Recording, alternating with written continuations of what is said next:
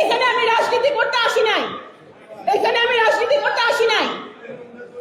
আমরা যদি মন পরিষ্কার করে সবাইকে একসাথে নিয়ে কাজ করতে না পারি, তাহলে আপনারা বলে দেন যে আমার মাটি, আমার জেলা, আমার জন্মস্থান ফরিদপুরে আমি আসবো না, তাহলে আমি আসবো না।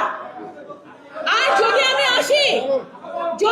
আসি, আমি আমার নির্বাচনী এলাকায় অনেকে আপনাদের সদর থেকে ওখানে আমার নির্বাচনী এলাকায় ঢোকা হয়, কিন্তু আমি তো কখনো কিছু বলি না। আমি সকলের ঊর্ধ্বে উঠে, সবকিছু ঊর্ধ্বে উঠে আমি মানুষের জন্য কাজ করতে চাই, যেটা আমি আমার পিতার কাছ থেকে শিখেছি। আজকে যেটা শিক্ষা নিয়ে কথা হচ্ছে, এইটাই বক্তব্য আমি দিচ্ছি, কারণ আমাকে তো একটা এনভায়রনমেন্ট তৈরি করা হয়েছে ইচ্ছা করে। এই রাজনীতি গত 20-22 বছর ধরে দেখে আসছি। এই 40 বছরের এই নোংরা রাজনীতি বন্ধ করতে হবে। আমি জানি না, আমি প্রধান অতিথি হিসেবে ওখানে উপস্থিত হয়েছি, আমাকে যেই টাইম দেওয়া হচ্ছে সেই টাইমে আমি উপস্থিত হয়েছি।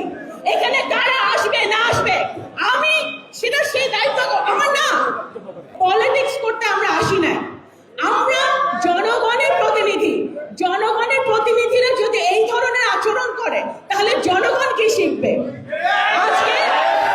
আজকে আমরা কিন্তু আমার সকাল 10টার সময় শুরু হবে না সকাল 10:15 শুরু হবে, সেটা কিন্তু আমার হাতে ছিল না। এখানে আমি